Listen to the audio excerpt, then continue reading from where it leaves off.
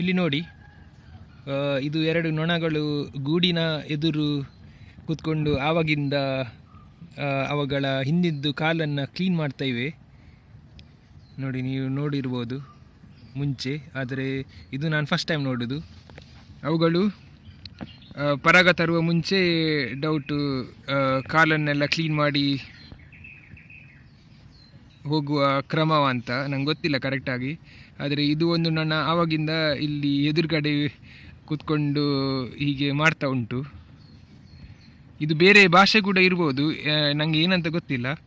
ಆದರೆ ಆವಾಗಿಂದ ಹಿಂದಿದ್ದು ನೋಡಿ, ಹಿಂದಿದ್ದು ಕಾಲನ್ನು ಕ್ಲೀನ್ ಮಾಡಿ, ಮೇ ಬಿ ಅದು ಡ್ಯಾನ್ಸ್ ಸಹ ಆಗಿರ್ಬೋದು, ಇರ್ಬೋದು. ಏನಂತ ಗೊತ್ತಿಲ್ಲ ನನಗೆ ಕರೆಕ್ಟ್. ನಾನು ನೊಣ ಅಲ್ವಾ ನಾನು ಕಲಿಯುವವ ಇನ್ನೂ ಸಹ ನೊಣಗಳ ಬಗ್ಗೆ. ಆಯಿತು ನೋಡಿ, ಈಗ ಪರಾಗೆಲ್ಲ ತರ್ತಾ ಉಂಟು. ಈಗ ಬೆಳಿಗ್ಗೆ 8-9 ಗಂಟೆ ಆಯಿತು.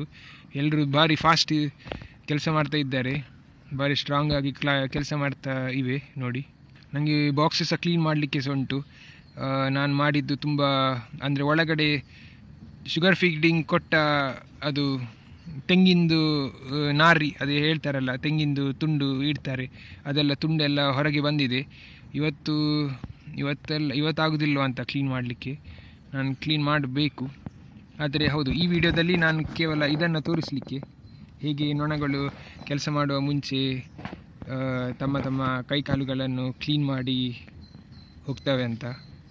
ಯಾವಾಗಲೂ ಎಂಟ್ರೆನ್ಸ್ ಎದುರುಗಡೆ ನಿಲ್ಲಬೇಡಿ ಆಯಿತಾ. ಇದು ಅವರಿಗೆ ಮಾಡಿಟ್ಟ ಎಂಟ್ರೆನ್ಸ್.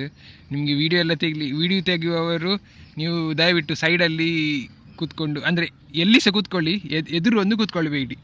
ಯಾಕಂದರೆ ನೀವು ಇಮ್ಯಾಜಿನ್ ಮಾಡಿ, ಇದು ಅವರ ಎಂಟ್ರೆನ್ಸ್ ಅಲ್ವಾ, ಇಲ್ಲಿ ಅವರೇ ಹೈವೇ ಮಾಡಿದ್ದಾರೆ ಅಂತ. ಇದು ಅವರದ್ದು ಹೈವೇ.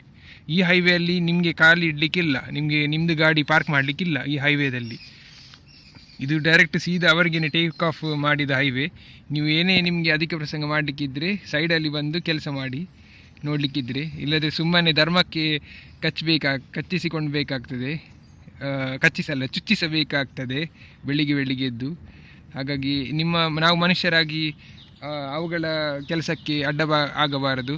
ಯಾಕಂದರೆ ಮನುಷ್ಯನೇ ಮೊದಲ ವೈರಿ, ಎನಿಮಿ ಅಂತ ಹೇಳ್ತಾರೆ ನೊಣಗಳಿಗೆ. ಯಾಕಂದರೆ ನೋಡಿ, ಇದು ಬಾಕ್ಸ್ ನಾವು ಮಾಡಿದ ಬಾಕ್ಸ್, ನಮಗೆ ಬೇಕಾದ ಬಾಕ್ಸ್. ಅವರಿಗೆ ಬಾಕ್ಸ್ ಎಲ್ಲ ಬೇಡ, ಅವರು ಕುಟುಂಬ ಎಲ್ಲಿ ಸಹ ಮಾಡಲಿಕ್ಕೆ ತಯಾರಿದ್ದಾರೆ.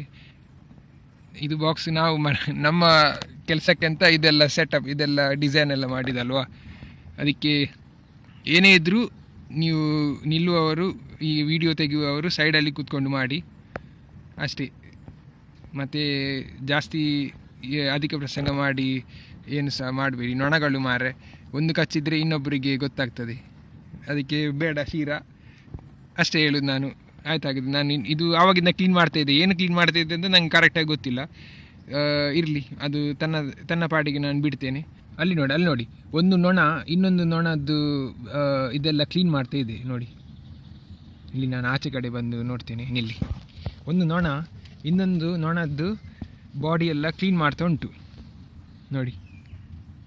ವಾವ್, ಇದು ಅಂದರೆ ಒಂದು ಕೆಲಸ ಇವುಗಳು ಒಟ್ಟಿಗೆ ಮಾಡೋದಂತ ಇದರಲ್ಲಿ ಗೊತ್ತಾಗ್ತದೆ ಹೇಗೆ ಅಂತ. ಅಲ್ಲಿ ಇದು ತೊಂದರೆ ನೋಡಿ, ನಾಯಿ ಬಂದರೆ ನೀವು ಸ್ವಲ್ಪ ದೂರವಿಡಿ. ನಾಯಿ ಕುಡಿತಾ ಉಂಟು ಮಾರ್ರೆ ನೀರು. ಇದು ಅಂದರೆ ನೀವು ಸ್ವಲ್ಪ ದೂರ ಇಡಿ, ನೀವು ಸ್ವಲ್ಪ ದೂರ ಹೋಗಿ ನಾಯಿ ಬರುವಾಗ. ನಾಯಿ ನಂಗೆ ಗೊತ್ತಿಲ್ಲ, ಇದು ಫಸ್ಟ್ ಟೈಮ್ ನಾನು ನಾಯಿ ಓಡಿಸೋದು ಒಳ್ಳೇದಾ ಅಂತ. ಇಲ್ಲಾದರೆ ಸುಮ್ಮನೆ ನಾಯಿ ಕಂಡು ಮತ್ತೆ ನನ್ನನ್ನು ಬಂದು ಕಚ್ಬೋದು ನೋಡಿ. ಎಲ್ಲರೂ ಆ್ಯಕ್ಟಿವ್ ಇರುವ ಸ್ಥಳ, ಬೆಳಿಗ್ಗೆ ತುಂಬ ಆ್ಯಕ್ಟಿವ್ ಇರ್ತಾರೆ ಹೀಗೆ.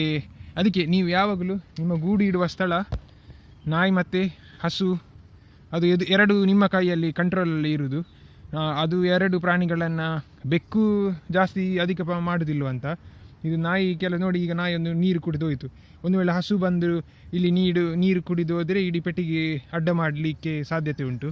ಹಾಗಾಗಿ ನೀವು ಎಲ್ಲಿ ಪೆಟ್ಟಿಗೆ ಇಡ್ತೀರಿ, ಇದು ಎರಡು ಪ್ರಾಣಿಗಳನ್ನು ಕರೆಕ್ಟಾಗಿ ಬರದಾಗಿ ನೋಡಿ. ಏನಾದರೂ ಫೆನ್ಸ್ ಏನಾದರೂ ಮಾಡಿ ನೀವು ನಿಮ್ಮ ಜಾಗದಲ್ಲಿ ಕರೆಕ್ಟಾಗಿ ನೋಡಿಯೇ ಇಡೋದು ಒಳ್ಳೆಯದು. ನಾನು ಇನ್ನೂ ಕೂಡ ಮಾಡಲಿಲ್ಲ ಫೆನ್ಸ್, ಅಂದರೆ ಸುತ್ತಲೂ ಏನಾದರೂ ಕೋಲೆಲ್ಲ ಕಟ್ಟಿ. ಅದಕ್ಕೆ ನೋಡಿ, ಈ ಸ್ಥಳ ಯಾಕೆ ಚೂಸ್ ಮಾಡಿದೆ, ಯಾಕೆಂದರೆ 4 ಮರಗಳ ಸುತ್ತ ಕೋಲು ಇಡ್ಬೋದು ಅಂತ. ಅಟ್ಲೀಸ್ಟ್ ಒಳಗಡೆ ನಾನು ಮಾತ್ರ ಹೋಗಿ ಬರಲಿಕ್ಕೆ ಆಗ್ತದೆ ಅಂತ. ಹಾಗೆ ಮಾಡಿ ನೋಡಿ.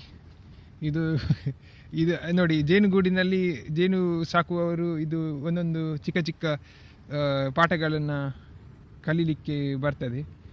ಆಯಿತು, ಹಾಗಾದರೆ ನಾಯಿ ಹೋಗಿ ಆಯಿತು. ಇನ್ನು ನೊಣಗಳು ಕೆಲಸ ಮಾಡ್ತಾ ಇವೆ. ಅದು ನೊಣ ಆವಾಗಿಂದ ಅಲ್ಲೇ ಉಂಟು, ಕ್ಲೀನ್ ಮಾಡ್ತಾ ಉಂಟು, ಎಂಥದಂತ ಗೊತ್ತಿಲ್ಲ. ಇರಲಿ,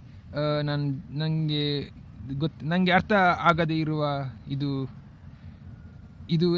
ನಮಗೆ ನಾವು ಕಲಿಯೋದು ಮಾತ್ರ. ನಾವು ಜಾಸ್ತಿ ಕ್ವಶನ್ ಮಾರ್ಕ್ ಹಾಕೋದು ಬೇಡ.